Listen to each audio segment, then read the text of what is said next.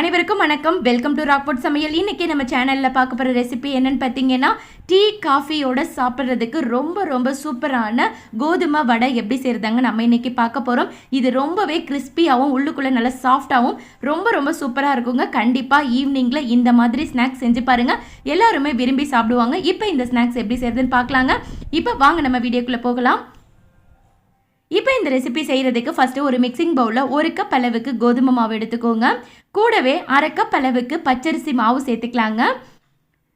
இது கூட வாசனைக்காக 1/2 டீஸ்பூன் அளவுக்கு ஜீரகம், பொடிசாக கட் பண்ண இஞ்சி, காரத்துக்கு தகுந்த மாதிரி பொடிசாக கட் பண்ண பச்சை மிளகாய், அது கூடவே கருவேப்பிலை, கொத்தமல்லி நல்லா பொடிசாக கட் பண்ணி சேர்த்துக்கோங்க. கூடவே ஒரு பெரிய வெங்காயம், தேவையான அளவு உப்பு சேர்த்துட்டு இதை ஃபஸ்ட்டு நல்லா நம்ம மிக்ஸ் பண்ணி விட்டுக்கலாங்க.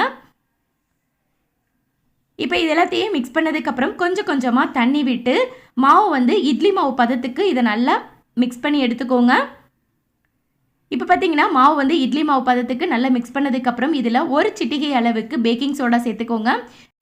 இப்போ பேக்கிங் சோடா சேர்த்துட்டு நல்லா இதை கலந்து விட்டுக்கலாங்க. இதை நீங்கள் ஊற வைக்கணும்னு அவசியம் கிடையாது. இப்போ மாவு கொஞ்சமாக கெட்டியாக இருக்கிற மாதிரி இருக்குது, அதனால் 1 ஸ்பூன் அளவுக்கு தண்ணி விட்டு மாவு நல்லா இந்த மாதிரி கலந்து எடுத்து வச்சுக்கலாங்க.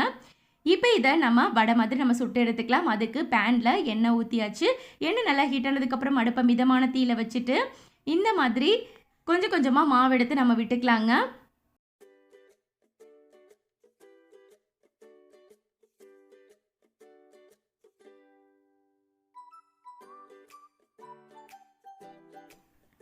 இப்போ இது பார்த்தீங்கன்னா நல்லா வெந்து வரட்டும். அடுப்பை மிதமான தீயில வச்சு இதை வேக வச்சுக்கலாம். இப்போ ஒரு சைடு வெந்ததுக்கப்புறம் இதை நம்ம திருப்பி போட்டுக்கலாங்க. இப்போ 2 சைடுமே நல்லா கோல்டன் ப்ரௌன் கலர் வந்ததுக்கப்புறம் இதை எடுத்துக்கலாம். இதே மாதிரி மிச்சம் இருக்கிற எல்லாத்தையும் நம்ம சுட்டு எடுத்துக்கலாங்க. அவ்வளோதான்.